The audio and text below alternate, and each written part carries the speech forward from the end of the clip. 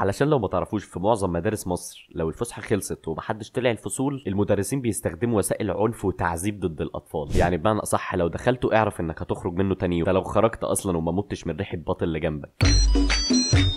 نزلت الجزء الاول من عشوائيات المدارس من كام يوم، لو ما شفتوش مش لازم، ممكن تخلص الفيديو دوت وتروح تتفرج عليه، هسيب لك لينك الفيديو في الديسكربشن او فوق في الكاردز. كنا وقفنا المره اللي فاتت عند الفسحه، واعتقد كان لازم نقف عند الحته ديت، علشان في مدرستي زمان ما اعتقدش ان ده كان المفروض يتسمى بريك او فسحه، كان ممكن يحطوا اسم احسن شويه، ابيكور البحريه مثلا. الحوش عندنا كان بيتحول لساحه حرب، وطبعا الالعاب اللي الاطفال كانوا بيلعبوها انا متكلم عنها في الفيديوهات اللي فاتت لو عايزين تتفرجوا عليها، لكن خلينا نتكلم النهارده في الحاجات اللي ما كلمتكوش فيها. كان في عندنا ملعب كبير كده في المدرسه بيلعبوا فيه كوره، وانا هنا قلت بيلعبوا فيه كوره مش بنلعب فيه كوره، علشان انا ما كنتش بشم الملعب، علشان كنت ميح، حرفيا ميح، ما بعرفش اشوط، ما بعرفش اباصي، ما بعرفش اعمل اي حاجه في الكوره، فدايما ما كانش حد بيختارني عشان طبيعي ما حدش بيحب يخسر، فكنت زي الشاطر بروح على جنب اقعد اكل سندوتشاتي مع اصحابي الدمج، علشان ما كانش في غيرهم بصراحه يعني اقعد معاهم. واوقات بقى لما كنا بنزهق كنا بنملأ ازازه ميه رمله ونعمل بيها كوره احسن من كوره كاس العالم 2018، ونحط طوبتين هنا وطوبتين هنا، وبكده نكون عملنا ملعب افشخ من الاليانز ارينا، ونلعب واللي يقع يقع واللي يموت يموت، كده كده بنلعب على رمله، يعني لو وقعت مفيش دامج. كنا بنخلص ونفضي الكوتش بتاعنا من قلاب الرمله اللي دخل فيه، طبعا الفسحه بتخلص من قبل ما نملأ ازازه الميه رمله اصلا يعني، بس كنا بنحب نتضرب تقريبا. علشان لو ما تعرفوش، في معظم مدارس مصر لو الفسحه خلصت ومحدش طلع الفصول، المدرسين بيستخدموا وسائل عنف وتعذيب ضد الاطفال بأبشع الطرق الممكنه، كانوا بيجروا ورانا بحربه بالسيوف، بيعتبرنا غنم اقسم بالله.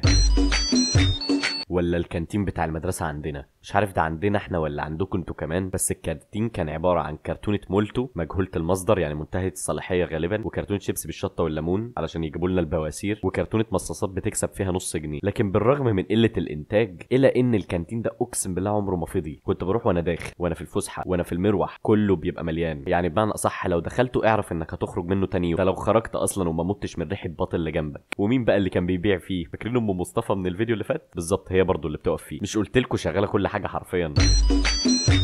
مستواي في الرياضه زمان بقى ما كانش احسن حاجه، ولغايه دلوقتي يعني، وانا هنا اقصد بالرياضه اللي هي الماثيماتكس يعني الرياضيات، وده غالبا ما كانش بسببي، يعني انا كنت طفل ذكي، العيب كان في المدرسين اللي ربنا يحفظهم ويطول في عمرهم يعني، اللي كانوا بيدرسوني وانا صغير. قبل كده في مدرس دخل لنا قال لنا انا مدرس الرياضيات بتاعكم الجديد، ما عداش اسبوعين وقدمنا فيه شكوى ومشي من المدرسه علشان تقريبا اغتال واحد صاحبنا، وانا هنا مش بهزر، هو لحسوا تراب الفرن وكل ده، والواد حرفيا يا عيني صعبان عليا، هو ما عملش حاجه تذكر يعني. فجي بعدها مستر تاني يدينا رياضيات، ربنا يمسيه بالخير، مشي بعدها باسبوع برضه، ده بقى علشان احنا اللي اغتلناه، هو ما قربلناش.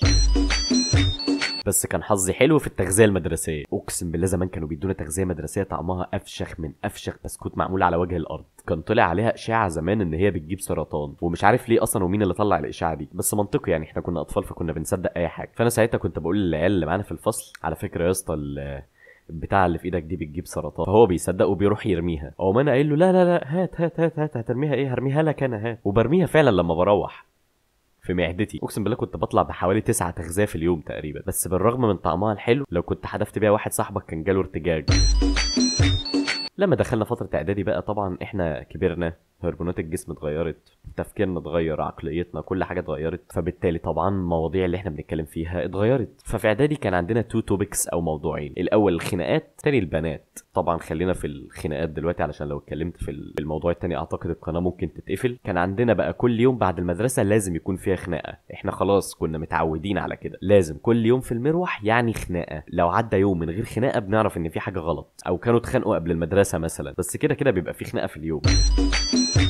طبعا اعدادي بقى فتره الطيش بتاع المراهقه بقى وكده، فاوقات كنا بنهرب من الحصه علشان المدرس ما بيبقاش جاي معانا، الحصه ذات نفسها وحشه، اي حاجه من الحاجات دي، فكنا بنهرب وبننزل نلعب في الملعب، بس لو المدير شافك قول على نفسك يا رحمن يا رحيم طبعا. ففي مره كنا هربانين من حصه بنلعب في الملعب ساعتها، فالمدير كان نازل وشافنا، نده علينا، واحنا طبعا كان كل واحد طار في حته يعني، وفي الاخر اتجمعنا استخبينا فين بقى؟ استخبينا في الجامع بتاع المدرسه، كان عندنا مصلى صغير كده في المدرسه عندنا، فاستخبينا فيه عشان نقفل الباب علينا يعني. ومش عارف ازاي ولا امتى بس مره واحده لقينا الباب بيتفتح، ومين اللي بيفتحه؟